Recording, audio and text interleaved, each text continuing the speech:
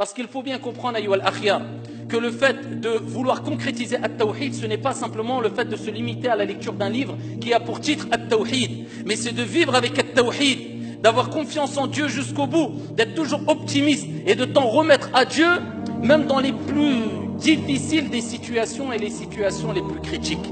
Et beaucoup ont concrétisé At-Tawhid, wala nuzakki ala Allahi ahada, et nous ont montré qu'ils ont compris qui était le guérisseur par excellence. Et je ne vous parle pas de compagnons qui ont vécu il y a 14 siècles. À notre époque, il y en a plein. Ici, à titre d'exemple, il y a un qari, misri, un récitateur égyptien qui est toujours vivant, qu'Allah Jalla wa Ala allonge sa vie sur son obéissance. Amin ya Rabbal Alamin. Il s'appelle Abdul Halim. Et lui, il nous raconte ce récit qui a eu lieu, si je ne me trompe pas, il y a plus de 20 ans ou 20 années en arrière. 20 années en arrière. Il y a 20 ans. Et il dit qu'il a été pris d'une maladie intense au foie. Il est parti chez le médecin, bien sûr, en utilisant les causes, c'est ce qui est demandé. Et après plusieurs analyses, eh bien, le médecin l'a convoqué. Et il lui a dit, malheureusement, je dois t'annoncer que ta maladie est irréversible. On ne peut plus rien faire. Ton foie ne fonctionne quasiment plus. Plus que cela, je suis obligé de te le dire et de te prévenir. Il ne te reste sûrement plus que 1 mois au plus à vivre.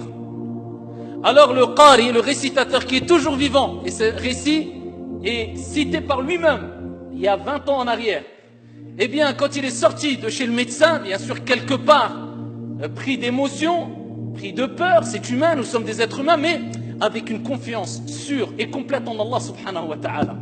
Il s'est rendu chez son père et lui a dit, j'ai été éprouvé, tu vas être éprouvé, je dois te raconter ce qui s'est passé.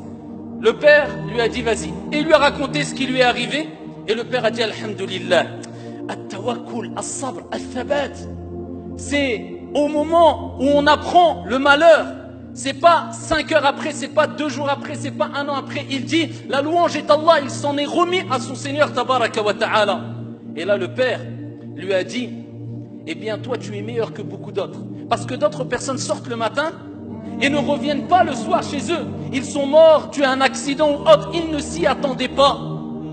Contrairement à toi, Dieu t'a laissé 1 mois devant toi. C'est comme s'il te prévenait, tu as 1 mois pour te rapprocher de ton Seigneur.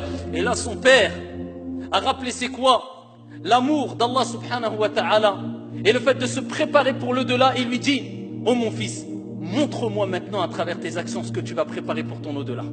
Il lui remonte le moral, l'optimisme, toujours remonter le moral. Et il s'en est remis à Dieu.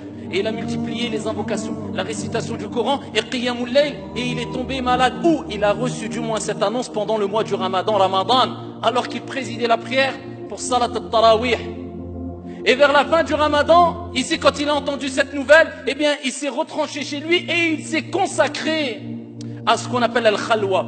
Il s'est isolé entre lui et son Seigneur Tabaraka wa Ta'ala. Et ce qu'il dit à ce moment-là est quelque chose de très intense. Il dit, j'ai fait plusieurs nuits, Qiyamul Layl, toutes mes nuits, ou la quasi-totalité de mes nuits, je l'ai passé en priant. Mais regardez ce qu'il dit, ce qui est très important. Il dit, je me souviens d'une dua, et je pense que c'est la cause de ma guérison. Il dit, lors du dernier tiers de la nuit, il n'a pas dit j'ai invoqué Allah simplement. Il a dit j'ai parlé à Allah. Et ça c'est toute la différence. Il y a une différence entre invoquer Allah de façon mécanique et parler à Allah avec ton cœur. Et il dit j'ai parlé à Allah et je lui ai dit ya Allah, tu sais que quand il y avait des malades, eh bien je me rendais chez eux et je récitais le Coran sur eux et par ta permission ils guérissaient. Maintenant aujourd'hui, qui peut me guérir à part toi? Je m'en remets à toi alors que toutes les portes autour de moi sont fermées. Ya Allah, guéris-moi. Et il dit une parole très forte, j'ai parlé à Dieu. Et voilà pourquoi il est important de comprendre que l'invocation qui sera la plus efficace, ce n'est pas quand tu répètes des invocations de façon mécanique, bien qu'ils relèvent de la sunna, mais c'est quand tu parles avec ton cœur, tu discutes avec Allah, tabaraka wa ta'ala. Tu te vides, tu racontes à Allah ton problème avec sincérité, comme si tu te confiais à une personne que tu aimes énormément. Que dire du fait de se confier à Allah Azza wa Jal? Et il dit, 1 mois après, alors qu'on était rentré dans Shawwal, eh bien, je commençais à sentir mon état aller de mieux en mieux. Et je voyais que je pouvais consommer des choses que je ne pouvais pas après que le médecin m'ait annoncé la mauvaise nouvelle. Et je demandais à ma famille, donnez-moi telle nourriture, donnez-moi telle boisson. Et sa femme, son épouse, lui disait non, tu n'as pas le droit. Son père venait et lui disait, Sayyid, il va mourir peut-être dans quelques jours. Ah, donnez-lui ce qu'il veut, il va mourir, il va mourir. Et ici, il lui a apporté la nourriture. 1 mois, 2 mois, 3 mois est passé, toujours vivant. Et ici, ils lui ont proposé d'aller faire des analyses. Et peut-être, bi'idhnillah azza wa jal, trouver une solution dans un autre pays. Et ils ont proposé ici de l'envoyer peut-être en France ou d'autres aux États-Unis. Il a akhiré.